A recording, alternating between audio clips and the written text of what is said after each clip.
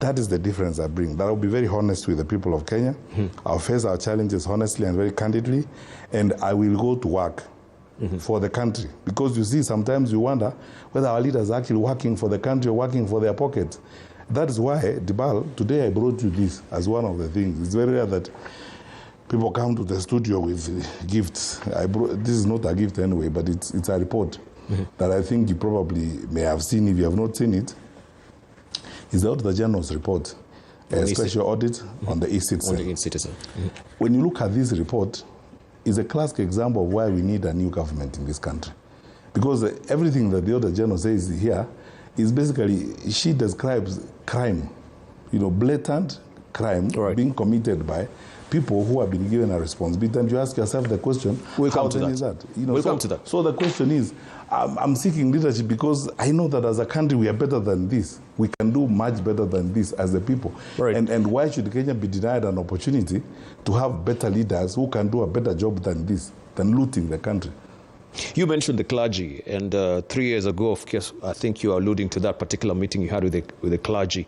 You mentioned that after the COVID-19 pandemic, the new pandemic we'll be facing is the pandemic of lies. And you went full steam ahead to throw caution, warning them not to become victims of lies. So the question to you is, from your own accurate appraisement of the country right now, are Kenyans victims of lies? Absolutely, and probably worse than that.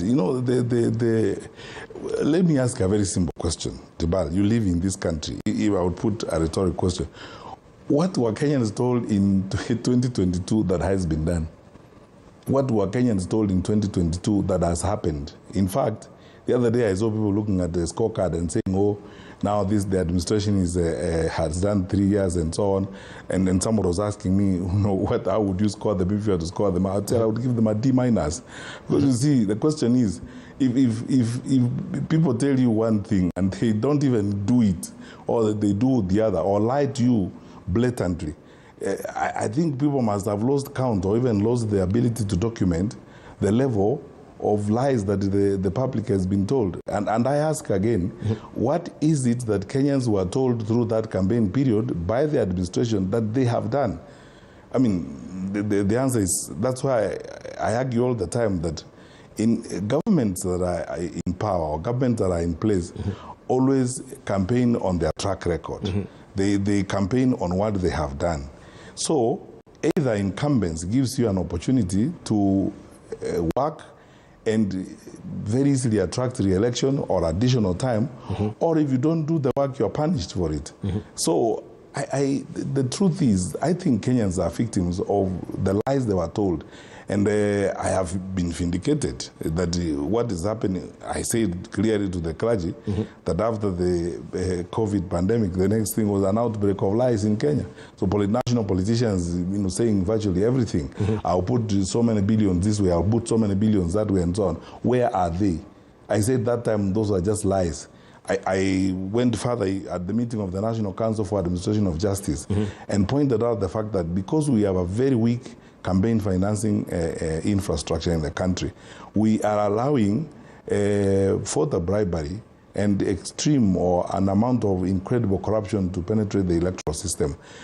Politicians are buying seats. And I warned then that if you are not very careful, we will launder into public office or elective office individuals of questionable characters and so on. Money launderers, wash characters, and all that kind of thing. What has happened since that time?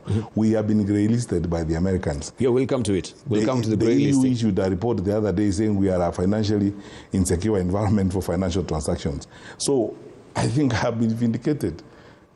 Former Interior CS Matiang'i is trending once again, not for politics, not for drama, but because his warning has come full circle. Do you remember when he stood before cameras and boldly declared, if we are not careful, we will elect people funded by money, launderers and criminals?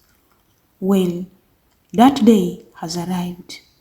The United States has officially grey-listed Kenya over suspicions of weak financial regulations and high-risk laundering account. The United States has officially grey-listed Kenya over suspicions of weak financial regulations and high-risk laundering activity a slap in the face to our financial credibility and international trust. And now, Kenyans are beginning to connect the dots. Was Matiang'i right all along? This development could have major consequences on foreign investment, dollar transactions, and even travel scrutiny. Experts say it might take years to clean our name from this financial shame list. Meanwhile, political elites are quiet, silent. No one is talking about it. But on the streets and on social media, Kenyans are waking up. We thought it was politics. Turns out it was prophecy, wrote one ex-user under a trending Matiang'i's clip. The question now, can we fix this mess, or will we keep digging deeper? Stay safe, stay engaged, and keep the conversation going. Until next time, keep believing in a better nation.